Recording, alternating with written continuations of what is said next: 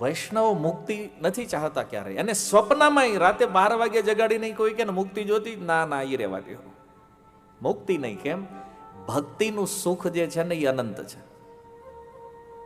અને એટલે મુક્તિ છે ને આ વૈષ્ણવને તુચ્છ લાગે છે. વૃત્રાસુરજી કહે છે કે પ્રભુ આમાંથી કોઈ વસ્તુ મારે જોતી નથી. અપુનર્ભવમ વા, જન્મ મરણથી મુક્ત થવાની ચાહના પણ મારી હૃદયમાં નથી. વિચાર કરો, એક અસુરના મુખથી આવો ભાવ, આ કેવી રીતે સંભવ? કારણ કે કોઈ વૈષ્ણવ હોય તો જ આ પ્રાર્થના એના મુખેથી નીકળે, બાકી સંભવ નથી.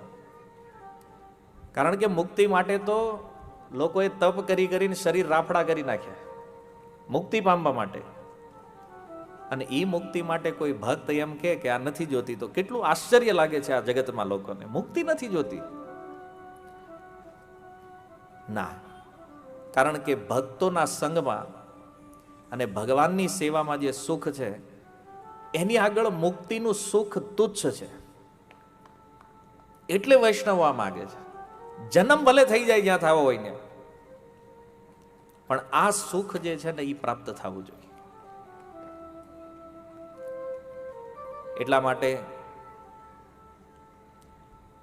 સાધુ સંઘની મહિમા જે છે ને એ શાસ્ત્રોમાં બહુ વિશેષ રૂપથી વર્ણિત થઈ છે, સર્વોપરી રૂપમાં.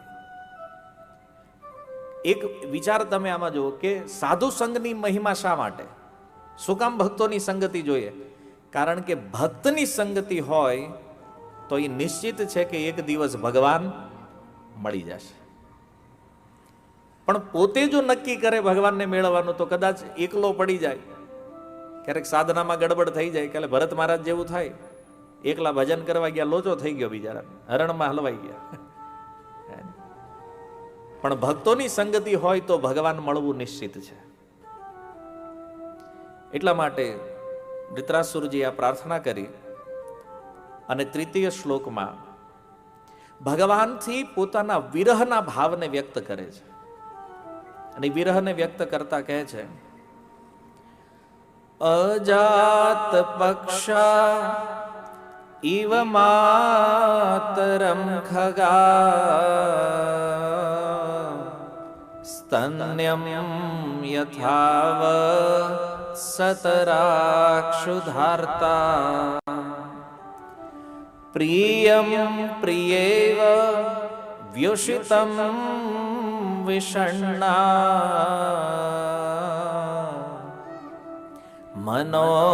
મનોરવિંદા ક્ષદિદ્રક્ષતે ત્વા. કે છે, હે પ્રભુ, જેવી રીતે અજાત પક્ષા ઇવ માતર ખગા, પક્ષીઓના માળામાં પાંખ વગરના જે બચ્ચા છે, જેમ એની માતાની રાહ જોતા હોય,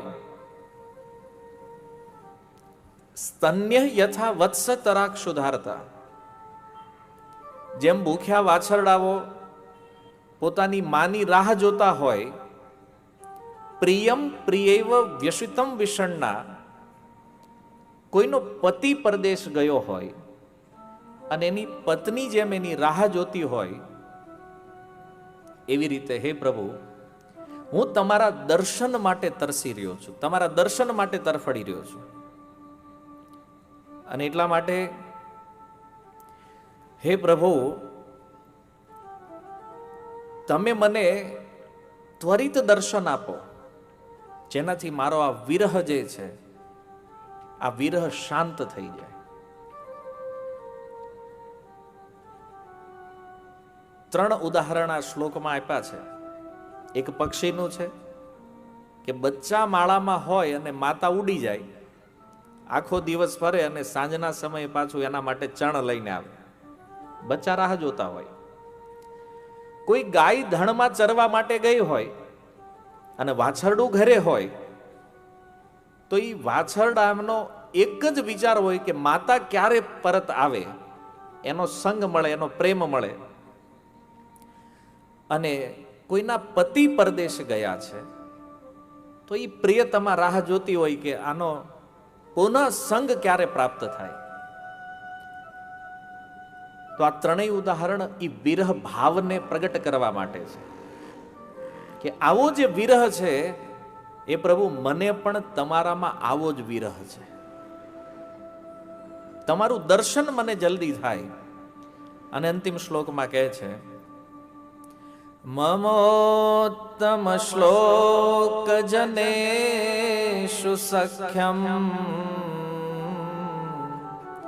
સંસાર ચક્રે ભ્રમત સ્વકર્મભિ ત્વન્માયયાત્મા મજદાર ગેહે આસક્ત ચિત્ત સ્યનનાથ ભૂયા. કે છે, હે પ્રભુ, મારે મુક્તિ નથી જોતી. સંસાર ચક્રે ભ્રમતસ્વ કર્મ ભી, મારા કર્મ અનુસાર મારે આ સંસાર ચક્રમાં ક્યાંય પણ ફરવું પડે, મને એની પરવા નથી.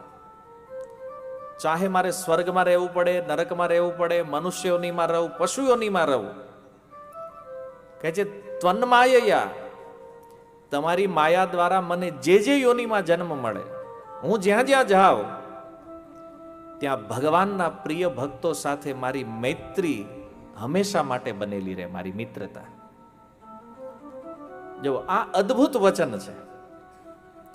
અને વાસ્તવમાં ભક્તોનો ભાવ પણ આ હોવો જોઈએ કે ભક્તો સાથેની મિત્રતા જે છે ને એ કાયમ બનેલી રહે. ભગવાનને મળવાનો આ શોર્ટકટ છે. એટલા માટે વૃત્રાસુરજી કહે છે કે માયા ક્યાંય લઈ જાય, જન્મ મરણના ચક્રમાં ફરવું એનું કોઈ દુઃખ નથી, એનો કોઈ ડર પણ નથી. પણ જે જે યોનિમાં જન્મ લઉં ને ત્યાં મિત્ર મારા કોણ બને? તમારા ભક્ત હોવા જોઈએ. કેમ? આની પાછળનો ભાવ શું છે?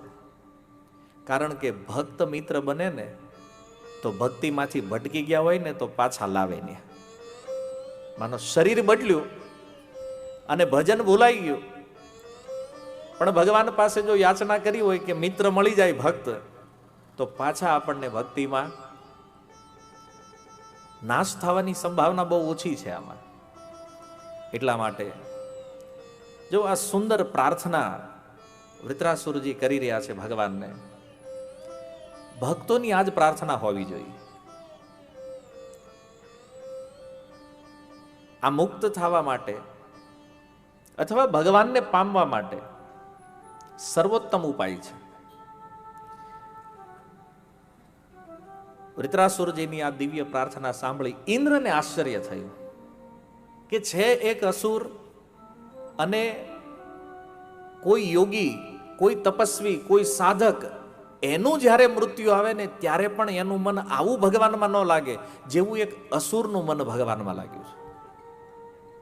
આ આશ્ચર્ય થયું પરીક્ષિત મહારાજ નહીં, ઇન્દ્રને પણ આશ્ચર્ય થયું. આવું કેમ? જો મૃત્યુ સમયે મનનું ભગવાનમાં લાગવું બહુ અઘરું છે. અને થોડું ઘણું લાગી જાય તો આપણે ભગવાનનું નામ જપ કરીએ કે એનાથી વધારે બીજું શું સ્મરણ થાય. પણ જો એક બાજુ ઇન્દ્ર વજ્રથી ગરદન કાપે અને બીજી બાજુ વૃત્રાસુરજીના મુખેથી આ દિવ્ય શ્લોકો નીકળે છે. પરીક્ષિત મહારાજે જિજ્ઞાસા કરતા કીધું કે હે સુખદેવજી, બતાવો એક અસુરને અંતિમ સમયમાં ભગવાનનું આવું સ્મરણ, આનું શું કારણ છે? ત્યારે સુખદેવજી કહે છે કે પરીક્ષિત, આ વૃત્રાસુર બીજું કોઈ નથી, પૂર્વ જીવનનો એક મહાભાગવત વૈષ્ણવ વ્યક્તિ છે. પૂર્વ જીવનમાં આ ચિત્રકેતુ નામનો રાજા હતો અને એને કોઈ સંતાન નહોતું. અંગિરા ઋષિની કૃપાથી એક પુત્ર પ્રાપ્ત થયો, પણ બીજી રાણીઓ જે હતી એને ઈર્ષાના કારણે એ પુત્રને વિષ આપી દીધું અને મારી નાખ્યો એને. એ પુત્રનું જ્યારે મૃત્યુ થયું એટલે સ્વાભાવિક છે ને, પુત્ર ન હોય અને પુત્ર થાય, વ્યક્તિ એમ માને કે હવે સ્વર્ગનું સુખ મળી ગયું છે. અને એમાંય પાછો એ પુત્ર જ્યારે વયો જાય ત્યારે જે દુઃખ, તમે કલ્પના કરો એ વિલાપ કેવો હશે એનો. પુત્રનું મૃત્યુ થયું, ચિત્રકેતુ એટલા શોકમાં છે, એના શોકને દૂર કરવા માટે અંગિરા મુનિ નારદજીને લઈને આવે છે. આવી અને આત્મતત્વ ઉપર સુંદર પ્રવચન કર્યું, પણ ચિત્રકેતુને કાંઈ ફરક ન પડ્યો. શોક એટલો હતો, પ્રવચનનો એક શબ્દ કાંઈ કાને ન પડ્યો. અને એ સમયે નારદ મુનિએ એ મૃત પુત્ર જે છે એને જીવિત કર્યો, અને જીવિત કરીને કીધું કે બેટા, તું જ્યાં પણ હોય એ બધી વસ્તુ ત્યાગ કરી દે, આ શરીરમાં રહે હવે. કેમ? તો કે જો આ તારો પિતા જે છે ને ચિત્રકેતુ શોક કરી રહ્યો છે, તું વયો ગયો છો, આટલું મોટું રાજ્ય છે, કોણ સંભાળશે આ? નારદજીની વાત સાંભળી અને એ પુત્ર કહે છે કે હે નારદજી, તમે કહો છો કે આ ચિત્રકેતુ મારો બાપ છે અને એની હાટું હું રોકાઈ જાવ અહીંયા? અરે હમણાં આ શરીર છોડીને નીકળ્યો ને, ન્યાય મારો એક બાપ મળ્યો છે નવો. તમે કહો તો એની સેવા માટે રોકાવ? આ ચિત્રકેતુ બાપ બનીને બેઠો છે એની સેવામાં રોકાવ, કે આની પહેલા જેને છોડીને આવ્યો તો એ બાપની સેવા માટે રોકાવ? 6 મહિનાનો બાળક અને ઘોડિયામાં બેઠો બેઠો પ્રવચન કરે. મોટા લોકો બોલતા હોય ને તો વાત જલ્દી ન સમજાય, પણ કોઈ બાળક તત્વજ્ઞાનની વાત કરે ને તો આપણું મન તરત સ્વીકાર કરી લે. નારદજી આગળના 10 જન્મમાં આ ચિત્રકેતુ મારો પુત્ર હતો ને હું એનો બાપ હતો. બતાવો કયા સંબંધ માટે રોકાવાનો છે? અને આ દીકરાની વાત સાંભળીને ચિત્રકેતુના આંસુ સુકાઈ ગયા બધા. કેમ? બોલે જેના માટે હું આટલો વિલાપ કરું છું, શોક કરું છું, એને તો મારી કાંઈ પડી નથી. નારદજીની આજ્ઞા લઈ અને બાળક ત્યાંથી નીકળી ગયો. નારદજીએ ચિત્રકેતુ મહારાજને સમજાવ્યા, અને ચિત્રકેતુએ કીધું મારે શું કરવું જોઈએ? તો કે એક મંત્ર આપું છું, ભજન કરો. નારદજીથી મંત્ર લીધો, 7 દિવસ 7 રાત કન્ટિન્યુ જપ કર્યો, અને 7મા દિવસે ભગવાન શંકરષણનું દર્શન થયું ચિત્રકેતુને. ભગવાન શંકરષણનું દર્શન થયું, ભગવાને એની ઉપર કૃપા કરી, એને વિદ્યાધર બનાવી દીધો આ ચિત્રકેતુ રાજાને, અને એક વિમાન આપ્યું જે બધા લોકની અંદર ભ્રમણ કરી શકે. તો એક બાજુ વિમાન લઈને ચિત્રકેતુ મહારાજ ગયા કૈલાસ પર્વત બાજુ, ઇલાવૃત વર્ષમાં, જ્યાં ભગવાન શિવ માતા પાર્વતીને ખોળામાં બેસાડી અને સંન્યાસીઓને કથા સંભળાવી રહ્યા છે. જો એક વિચિત્ર દ્રશ્ય હતું. શિવજી બોલે છે કથા, પાર્વતીજી ખોળામાં બેઠા છે, અને સામે બધા સાંભળવા વાળા કોણ છે? ઋષિ મુનિ સંન્યાસીઓ. હવે વિમાનમાંથી આ દ્રશ્ય ચિત્રકેતુએ જોયું તો એ ભગવાન શિવ સામે હસવા લાગ્યા. થોડું હાસ્ય કર્યું એણે, અને પાર્વતીજીએ જોયું તો એને થયું કે આ ચિત્રકેતુ પોતાને એટલો મોટો સમજે કે શિવજી ઉપર હસે છે, શિવજીની મજાક કરે છે. પાર્વતીજીએ શ્રાપ આપી દીધો, તું અસુર યોનિને પ્રાપ્ત થઈ જા. પણ હવે વિચાર કરવાનો હતો. પાર્વતીજીએ તો સમજ્યા વગર શ્રાપ આપી દીધો. ચિત્રકેતુ મહારાજ કે કાંઈ વાંધો નહીં, સ્વીકારીએ છે. શ્રાપ સ્વીકારી લીધો એણે. ચિત્રકેતુ ત્યાંથી નીકળી ગયા પછી ભગવાન શિવ માતા પાર્વતીને કહે છે કે પાર્વતી, કેટલો મોટો અનર્થ કર્યો છે તે જોયું? વૈષ્ણવની મહિમા જોતું. તે જે ચિત્રકેતુને શ્રાપ આપ્યો ને, એ ચિત્રકેતુ સામો શ્રાપ આપીને તને બાળીને ભસ્મ કરવા માટે સક્ષમ હતો, પણ છતાં એને શ્રાપ આપ્યો નહીં, એને સ્વીકારી લીધો. આ વૈષ્ણવની મહાનતા છે. શિવજી કે એ શું કામ હસે છે ખબર તને? પાર્વતીજી કે તમે મને ખોળામાં બેહારીને કથા કરો છો એટલે હસે. એટલા માટે નથી હસ્યો. એ એટલા માટે હસે છે કે હે ભગવાન શિવ, સાક્ષાત પાર્વતીને ખોળામાં બેસાડી સ્ત્રી પત્ની સાથે હોય અને છતાં મુખેથી ભગવાનની કથા નીકળે, આવું તો કેવલ શિવજી તમે જ કરી શકો, કારણ કે કામ વિજયી છો ને. ચિત્રકેતુનો આ ભાવ છે. પાર્વતીજી સમજ્યા નહીં અને શ્રાપ આપી દીધો. પણ જુઓ, એક વૈષ્ણવની મહાનતા ઈ છે, સામે શ્રાપ આપવાનું સામર્થ્ય છે ચિત્રકેતુમાં, છતાં એને શ્રાપ આપ્યો નહીં, સ્વીકારી લીધો. અને જ્યારે ત્વષ્ટા મહર્ષિએ યજ્ઞ કર્યો કે ઇન્દ્રને મારે એવો પુત્ર ઉત્પન્ન થાય, પણ આહુતિમાં થોડી ભૂલ થઈ, જેનાથી થયું કે ઇન્દ્રથી મરે એવો પુત્ર ઉત્પન્ન થાય. અને પૂર્વ જીવનનો આ ચિત્રકેતુ રાજા એ વૃત્રાસુરજીના રૂપમાં બીજા જન્મમાં પ્રગટ થયો છે. તો ગીતાના અધ્યાય 9માં ભગવાન કહે છે, નમે ભક્ત્યા પ્રણશ્યતિ. હે અર્જુન, આ ભક્તિનો ક્યારેય વિનાશ થતો નથી. તો એ પૂર્વ જીવનમાં જે ભજન કર્યું છે ને ચિત્રકેતુએ, એ આ જીવનમાં પાર્વતીજીના શ્રાપના કારણે વૃત્રાસુર બન્યા છે. અને એટલા માટે મૃત્યુ સમય એનું મન અખંડ ભગવાનમાં લાગી ગયું છે. આ ભક્તિનો પ્રભાવ છે. આ કથાનો એક બીજો સાર એ પણ છે કે આ ચિત્રકેતુ મહારાજનો જે પ્રસંગ, વૃત્રાસુરજીની જે કથા છે, અહીંયાથી એક સંદેહનું સમાધાન કરવા વાળી કથાનો સુખદેવજી આરંભ કરે છે. સંદેહ શું છે? કે ભગવાન દેવતાઓનો પક્ષ લે છે, હંમેશા દેવતાઓને મદદ કરે છે અને અસુરોને મારે છે. પ્રાય સંસારમાં કથા સાંભળીને આપણને એવું લાગતું હશે કે ભગવાન હંમેશા દેવતાઓને મદદ કરે, અસુરોને હેલ્પ નથી કરતા ભગવાન. એવું નથી.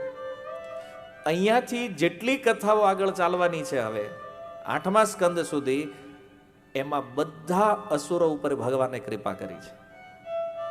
અને આ શરૂઆત થઈ, સૌથી પહેલી કૃપા વૃત્રાસુર અસુરના રૂપમાં છે, છતાં એને ભગવાન મળ્યા છે. જો એવું નથી કે ભગવાન અસુર છે એટલે મારે છે. ભગવાન પોતાના ભક્તનો પક્ષ લે છે, એનું નામ છે ભક્તવત્સલ ભગવાન. તો પોતાના ભક્ત છે તો એનો પક્ષ તો લેશે ભગવાન. ભગવાન એ નથી જોતા કે અસુર છે, દેવતા છે. ભગવાનનો એક જ સિદ્ધાંત છે, જે ભજન કરે એનો પક્ષ લેવાનો. વૃત્રાસુરજીએ ભજન કર્યું છે તો એનો પક્ષ લીધો ભગવાને. ચિત્રકેતુના રૂપમાં એની ઉપર કૃપા કરી ભગવાને.